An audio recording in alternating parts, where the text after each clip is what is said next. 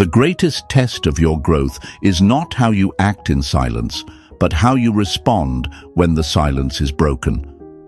When they reach out after all that silence, it's never just a hey, it's never just a message, it's a shift in the air, a crack in the stillness, a test in disguise. And my friends, that one moment right there is where so many people fall back into the cycle they just crawled out of. This video, it's your wake-up call. We're going to decode what their message really means, and more importantly, how to respond like someone who's not the same person they walked away from. This isn't about games, it's about growth. This isn't about getting them back. It's about not going back to who you used to be. Hey folks, picture this. You've been out in the wild, alone, rebuilding your life like a warrior who survived the storm. You planted new seeds. You found your balance. And just when the winds died down and the skies began to clear, you hear a knock. It's not the storm returning. It's the one who vanished when the skies first darkened. Now they're back, out of nowhere, with a little text that says, "Hey, I was just thinking about you." Sounds soft, harmless, but don't be fooled by the sugar in the message. There might be poison in the pattern. See, people don't always reach out when they miss you. Sometimes they reach out when they miss the access to you.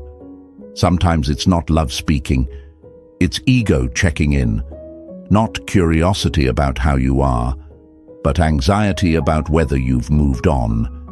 And if you're not grounded, if you haven't fully owned your growth, you might see that message and forget all the nights you waited for one that never came.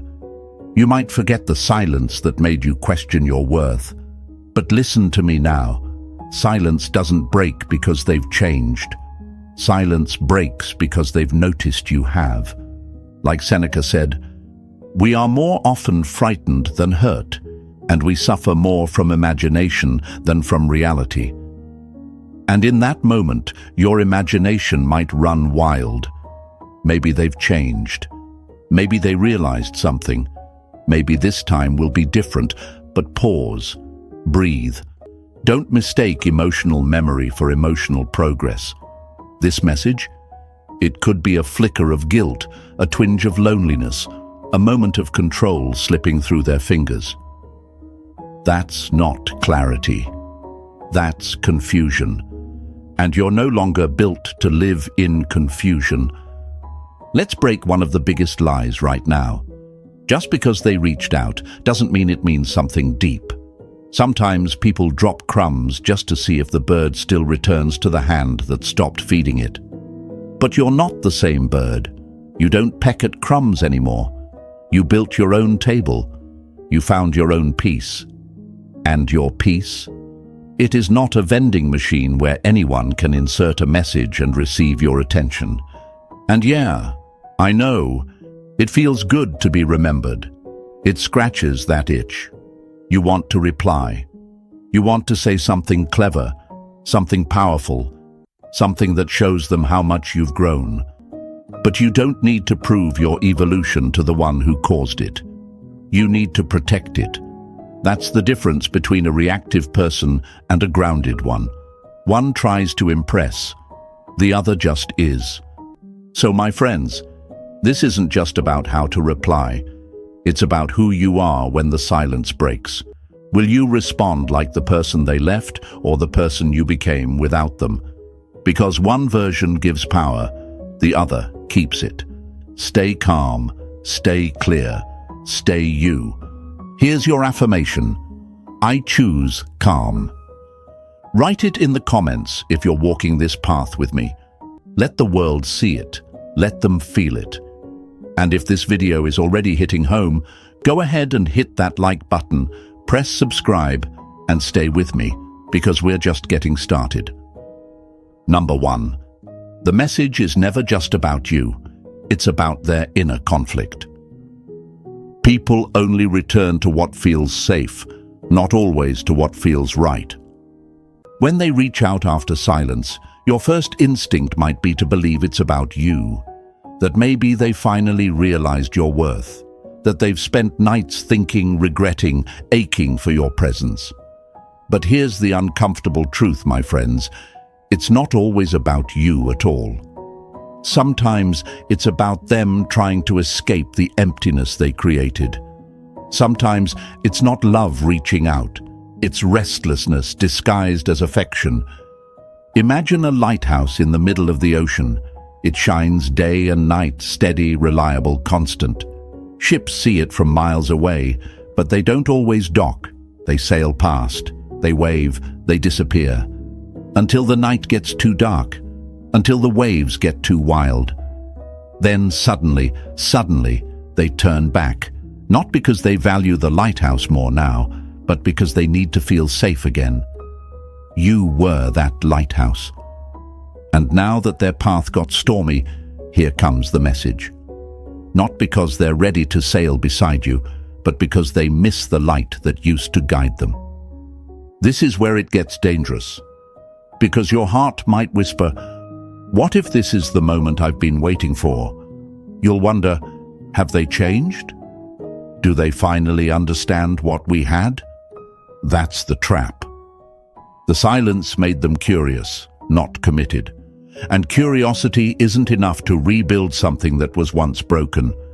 Like Marcus Aurelius said, "If someone is able to show me that what I think or do is not right, I will happily change, for I seek the truth." But my question to you is, have they shown you truth? Or are they just tapping the glass to see if the old version of you still lives behind it?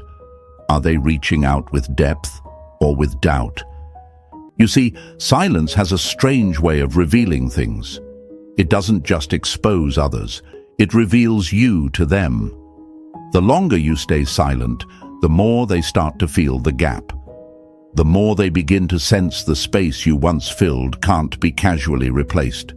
But instead of owning that truth, many people reach out to quiet their guilt, to test their pull, to see if the door they once closed still opens with the same knock. And this is where your strength must rise. This is where emotional discipline separates those who grow from those who relapse. You have to break the lie that says, "If they message me, it must mean something." No. Sometimes it means they're lonely. Sometimes it means their ego took a hit.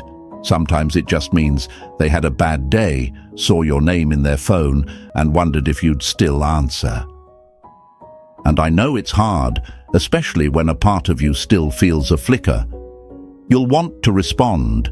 You'll want to engage. You'll want to believe this time is different. But let me tell you, healing doesn't come from being needed again. It comes from realizing you no longer need to be needed. The power isn't in the reply. The power is in your pause.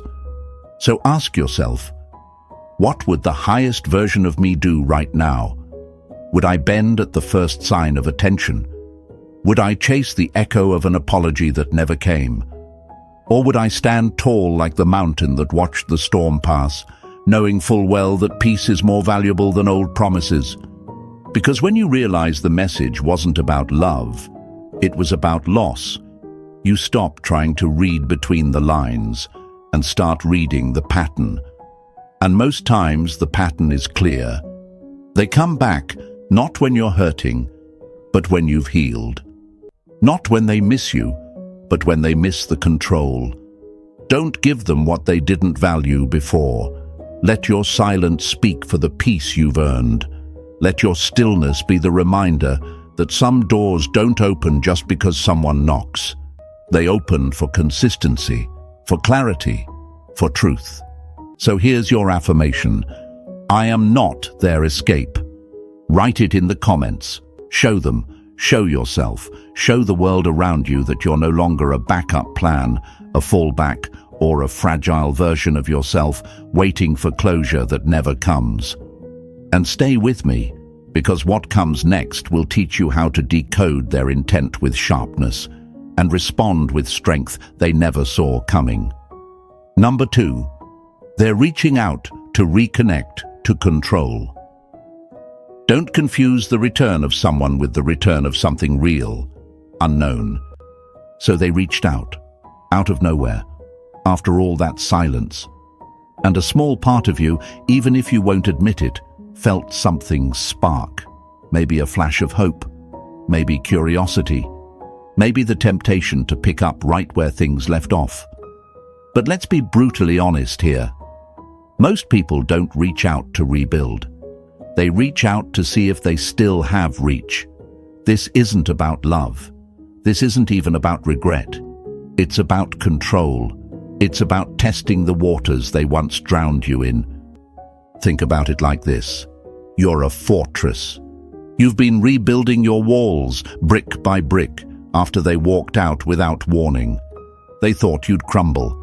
They assumed your silence was weakness.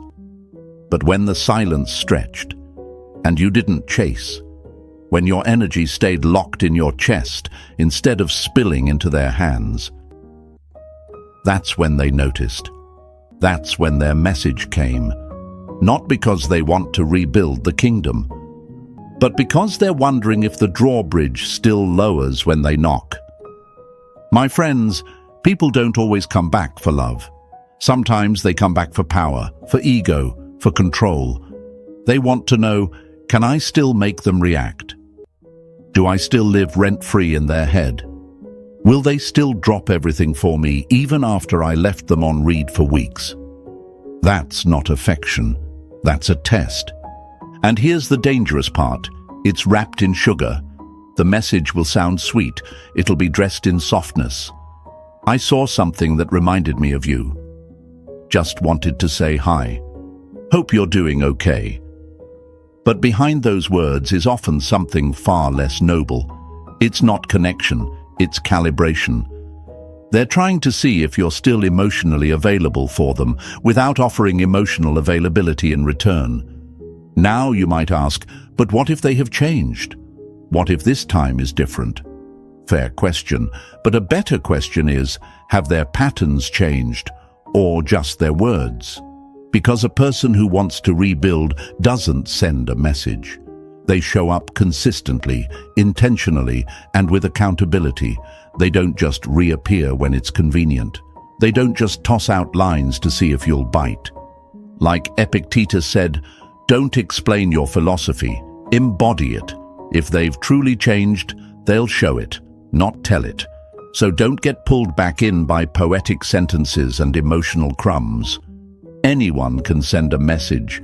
It costs nothing to text, but it costs you everything if you give them back the access they lost the right to. This is the moment where you either rise or repeat. And I know it's tempting to believe this is a sign. But remember, temptation isn't truth. It's a flicker, not a flame. You don't need to be rude. You don't need to be bitter. You just need to be unavailable to inconsistency. Because here's what no one tells you. When they reach out after silence, it's usually not because they've rebuilt themselves. It's because you did. And now they want to feel close to that power again. They want proximity to your peace. But peace isn't a guest house for those who ran when things got hard. Peace has boundaries, and those who didn't help you heal don't get to enjoy the healed version of you. So the next time they reach out, don't get excited, get observant, don't lean in, lean back, let their actions do the talking, and if their words float with no weight beneath them, you already have your answer. The truth is, if they were serious about rebuilding, they'd build, not breadcrumb. And please hear this clearly.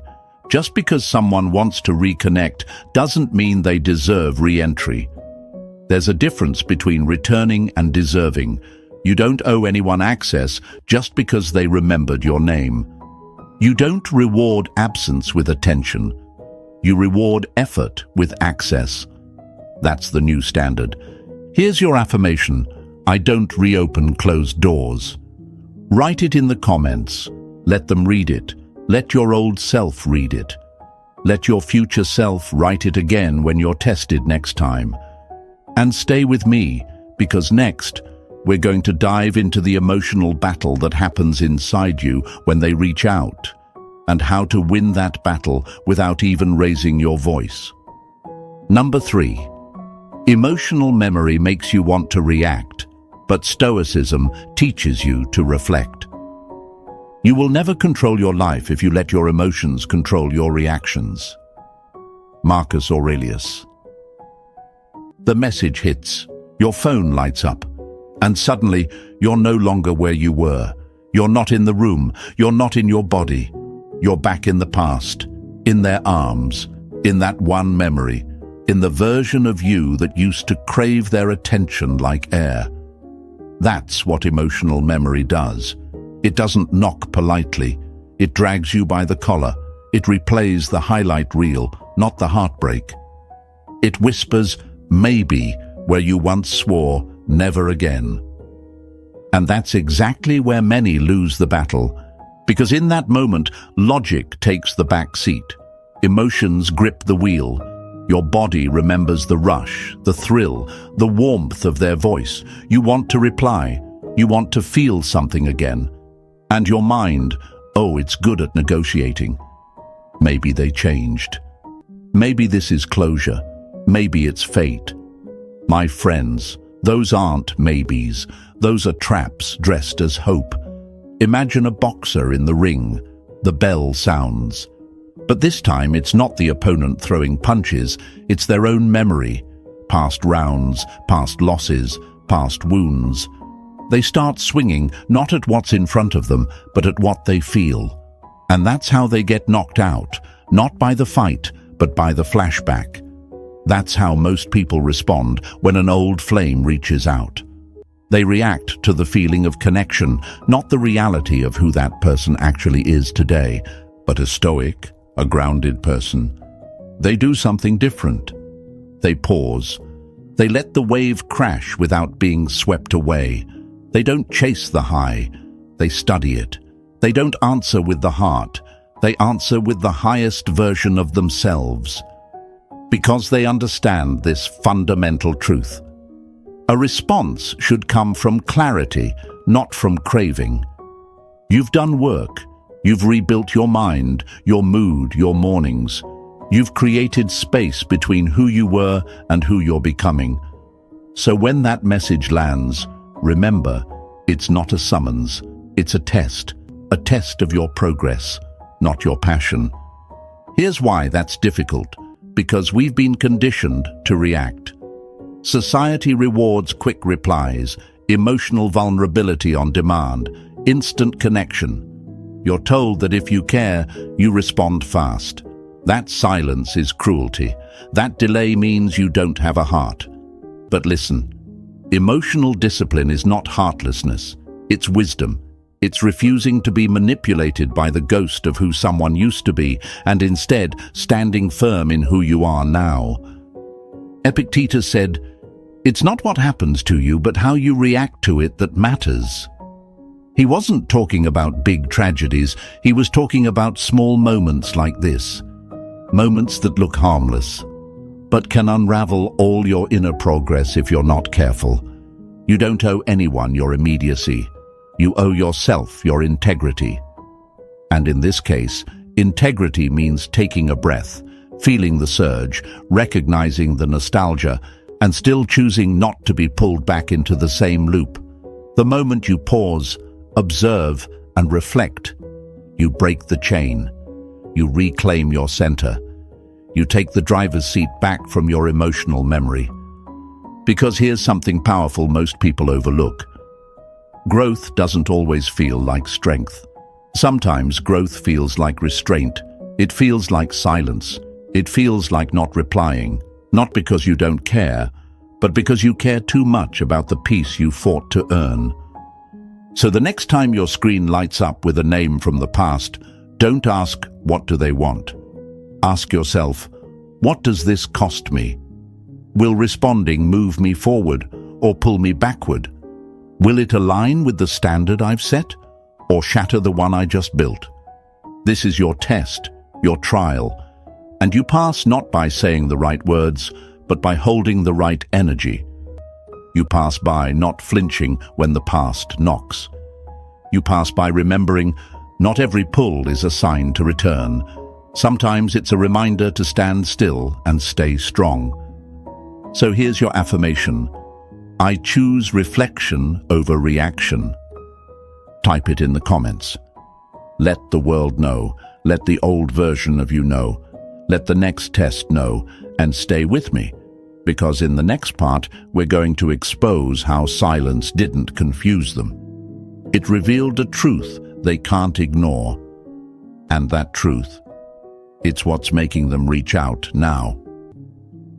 Number 4, silence didn't confuse them, it showed them the truth. When you stop talking, they start hearing what they never wanted to face. Silence has a reputation for being passive, even cruel. People love to say you're ignoring them or you're confusing them. But let's set the record straight. Your silence wasn't confusion, it was clarity. And deep down, they know it. They felt it. That stillness you created, that wasn't you backing down. That was you stepping into your power. That wasn't the absence of communication. It was the presence of self-respect. You see, silence is a mirror. It doesn't lie. It reflects. When you stop speaking, the echo of who you are gets louder. And for them, that echo was haunting. It forced them to sit in the space they once filled with your attention. It made them realize that the energy they thought would always be available suddenly wasn't. And that is what they're feeling now. Not regret, not remorse, not transformation, but the vacuum left behind by your absence. Imagine this: a room filled with noise, background sounds, chatter, distractions. You don't really notice what's being said. You're too used to the chaos. But then, one day, the room goes quiet. You hear your own breath, your own heartbeat. The walls feel closer. The floor feels colder. That silence doesn't confuse you. It confronts you. It reveals the emptiness that the noise was covering up. That's what your silence did to them. It took away the distraction of your presence and left them face to face with their choices. So now, here they are, reaching out, saying something, anything. Because the silence got loud, because the silence didn't say, I don't care. It said, I've changed. And let's be real, change is terrifying to the one who expected you to stay stuck. The lie people will tell themselves is, maybe you just needed space. Maybe you're waiting for them to make a move. But silence doesn't create false hope. It kills false connection. And when they felt the shift, when they realized you weren't orbiting around their world anymore, that's when panic started to brew. That message they sent, it's not always born from realization. Sometimes it's born from fear. The fear that you've moved on without closure, without permission, without falling apart first. Let's break the illusion once and for all. Silence is not weakness, it's a statement. And most people aren't ready to face what that statement says. Because silence removes the performance. It ends the chase. It forces reflection. And it shows, in the most honest way, that you don't need them to finish the story. You've already turned the page. Marcus Aurelius wrote, "The best revenge is to be unlike the one who caused you harm."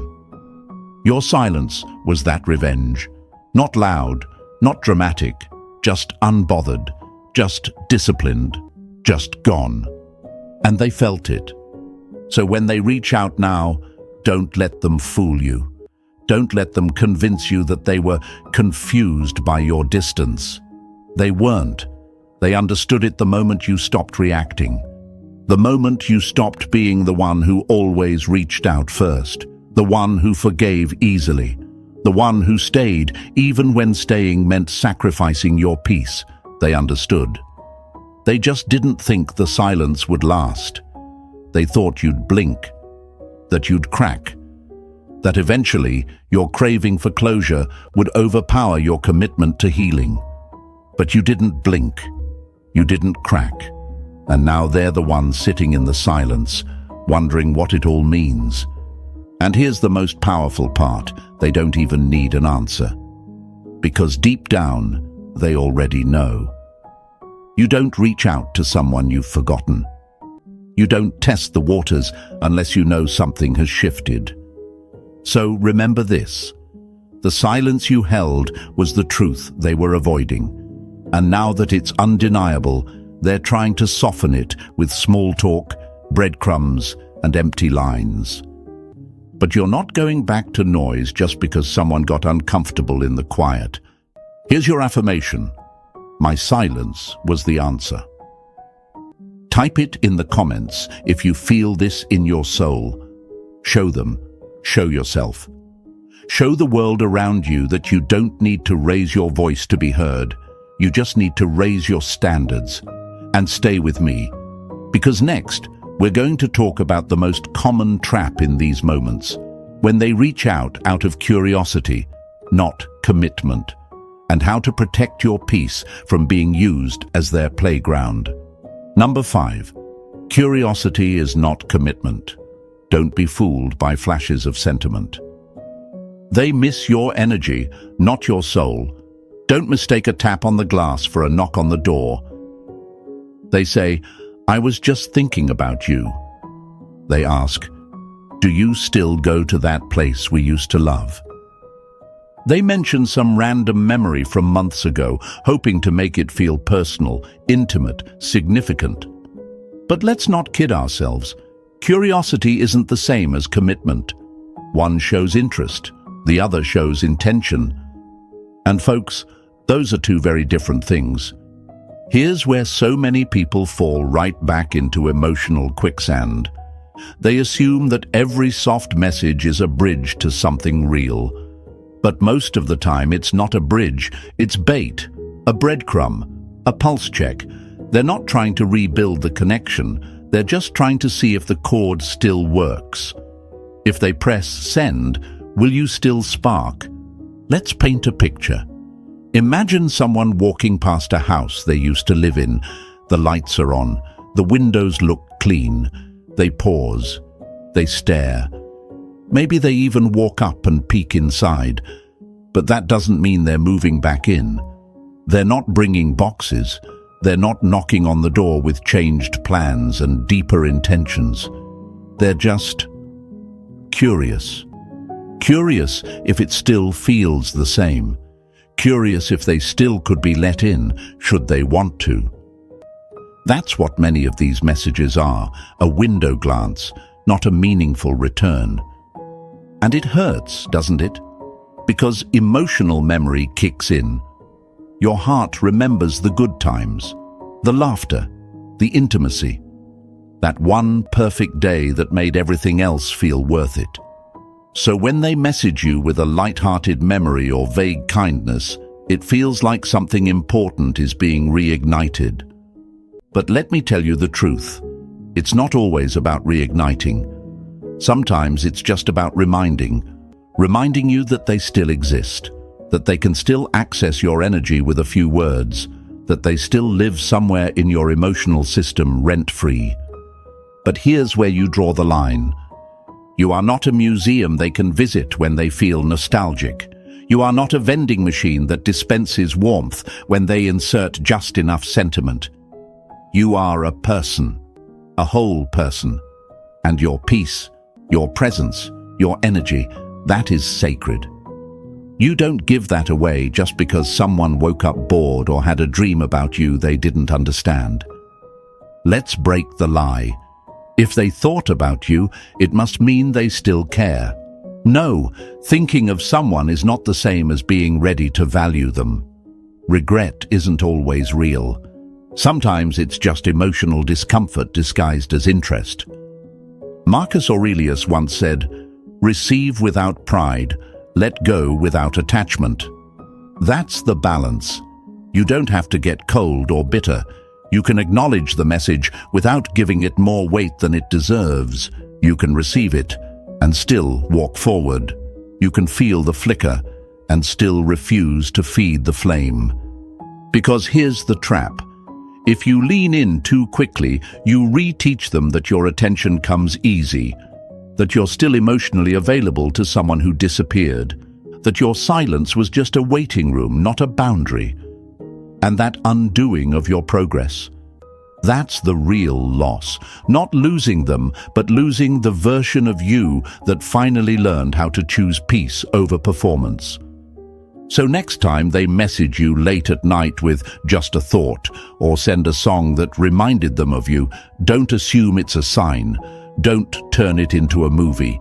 See it for what it is. A check-in, not a change. A whisper, not a vow. And most importantly, remember this. Real commitment is consistent, clear, and costly. It shows up. It puts effort behind every word. It's not scared of silence. It respects it. It doesn't sprinkle breadcrumbs. It brings bread. It doesn't stir nostalgia. It takes responsibility. So here's your affirmation. I respond to clarity, not curiosity. Write it in the comments if you've ever mistaken a flicker for a flame. Let others know you've graduated from guessing games. Let them see you've learned to listen not just to words, but to patterns. And stay with me, because what we're about to cover next is the real turning point. How your response to their curiosity can either protect your peace or reopen a door that should have stayed shut. Number 6. You teach them how to treat you with your response. What you allow is what will continue. Silence may show strength, but your response defines your standard. So they reach out. And for a moment, it's all in your hands. The power isn't in what they said. It's in what you do next. Because this is the moment right here where most people hand their power back without even realizing it. They respond too quickly, too eagerly, too emotionally. And just like that, the frame collapses. Your response is more than a reply. It's a message. Not to them, but to yourself, to your future, to every version of you that fought through the silence and stayed disciplined when it would have been so easy to fold. You're not just answering a text. You're revealing your values. You're setting the tone. And if you respond in a way that says, I've been waiting for this, you just taught them that disappearing had no consequences, that they can leave, return, say a few soft words, and still sit at your table. That's not kindness, my friends. That's self-abandonment dressed as openness. Let me paint a picture. Imagine your peace is a garden. You've been watering it, protecting it, clearing out the weeds. And now someone who once stomped through it without care shows up at the gate asking, "Can I walk through again?" If you open the gate too quickly, without checking their intentions, you teach them that your growth is for public access, not sacred protection. People learn by your boundaries, not your words. If you want them to respect your energy, you can't just say it, you have to show it. That means when they reach out with a casual, "Hey, stranger," or a sudden, "Miss you," you don't throw the gates wide open. You don't flood the conversation with warmth. You keep it light. You keep it measured. Because this isn't about being rude. It's about being rooted. Think of it like this. A king doesn't run to the gate every time someone knocks. He waits. He observes. He sends a signal that access is earned, not entitled. Your emotional kingdom deserves that same level of discernment. The version of you that broke down over their absence is gone. The version of you that begged for clarity is gone. And the version of you that replies now? That version teaches by how they respond, not how fast they respond. Let's say they message you out of nowhere. "Hey, hope you're doing okay." A lot of people would take that and pour their heart out, or they'd try to sound clever, or worse, they'd use it as an opening to rehash the past. But what if you didn't do any of that? What if your reply was calm, short and firm, something like, "Appreciate the message. Hope life's been treating you well." That's it. No emotional baggage, no open-ended curiosity, no invitation to dive back into emotional waters you worked so hard to dry off from. That kind of response sends a signal. It says, I'm not cold, but I'm not wide open either. It says, I've healed, but I haven't forgotten what healing cost me. And it tells them clearly, you're not available for games, half-effort, or ego-driven reach-outs. You're available for consistency, for intention, for effort that mirrors your own. And if they don't like that, let them walk. If your balance offends them, they were only there for the chaos. If your calm makes them uncomfortable, they weren't ready for the evolved version of you. Let that be the filter. Let your response do the sorting for you. Because you don't need to explain your worth, you need to embody it. So before you hit send, ask yourself, what does this response teach them about who I am now? Does it reflect your growth? Or does it reflect your old wounds, still hoping for healing from the one who caused them? This is where you claim your power, not through clever words or sarcastic tones, but through composure, through emotional discipline, through silence when it's needed and clarity when it counts. Here's your affirmation. My response teaches respect. Write it in the comments below. Let them know. Let your past know. Let the person in the mirror know that you're no longer replying from pain, you're responding from power. And stay with me, because what we're going to unpack next is the real turning point. When you stop chasing, and they start realizing what they've truly lost. Number 7. When you don't chase, they feel the weight of what they lost. The moment you stop showing up is the moment they realize who was carrying the connection. It doesn't hit them when you leave. It hits them when you don't come back, when your footsteps fade and they expect to hear them again. But silence stays. That's when it sinks in. Not when they walked away. Not when they sent that first message.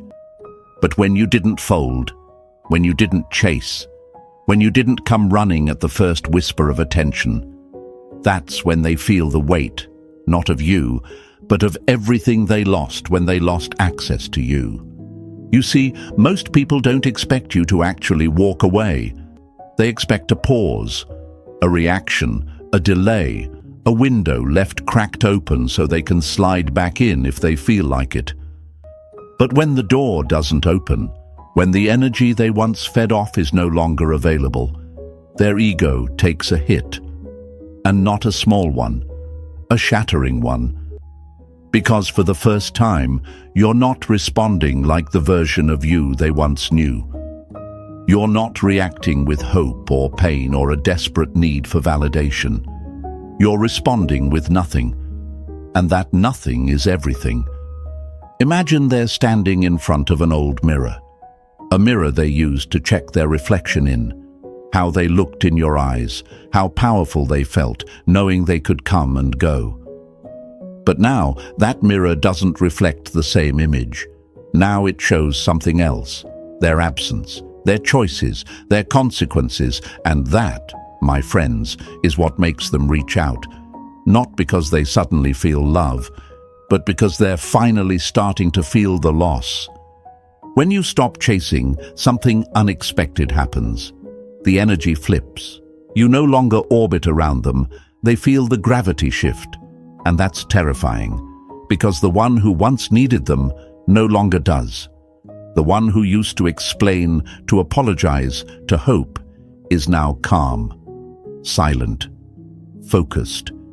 And let me tell you, there is nothing more unsettling to someone who relied on your emotional presence than your emotional unavailability. It's not revenge, it's not punishment. It's simply the natural result of healing. And people feel that. They feel when you're no longer reacting. When your silence isn't just a break, it's a boundary. When your attention isn't up for grabs, it's earned. They feel the absence of your explanations, the stillness where your overthinking used to be, the peace where your pleading used to live. And what do most people do when they start to feel the weight of that silence? They send out feelers. They test the waters. A little message here, a little emoji there, something safe, something casual. But that's not a bridge, it's a breadcrumb. They're not offering anything real. They're trying to see if the door still creaks open, if you still flinch, if they still matter enough to disturb your peace. But you're not the same, or at least you shouldn't be. This is where your power sharpens. You don't need to cold shoulder them. You don't need to craft a clever burn. You just need to remain unfazed. Because silence is loud when they're used to being heard. Calm is powerful when they're used to emotional explosions. And your stillness, that's what haunts them. Marcus Aurelius once said, "You have power over your mind, not outside events. Realize this, and you will find strength." That strength is not in your reply. It's in your restraint. You don't need to show them who you are. They'll feel it when they realize they no longer control the version of you they helped break. And maybe they'll get sad. Maybe they'll feel the sting of their own choices. But that's not your burden to fix. That's not your guilt to carry. Growth is hard to watch, especially when it's happening in someone you thought would always wait for you. So when they reach out and you don't chase, you send the clearest message of all. I'm no longer available for half-love, vague words, or emotional crumbs. I've become someone I protect. So in conclusion, when they reach out after silence, it's not just about the message, it's about your mindset. Respond with clarity, not emotion. Guard your peace, protect your progress. If this hit home, like the video, share it with someone who needs it, and don't forget to subscribe.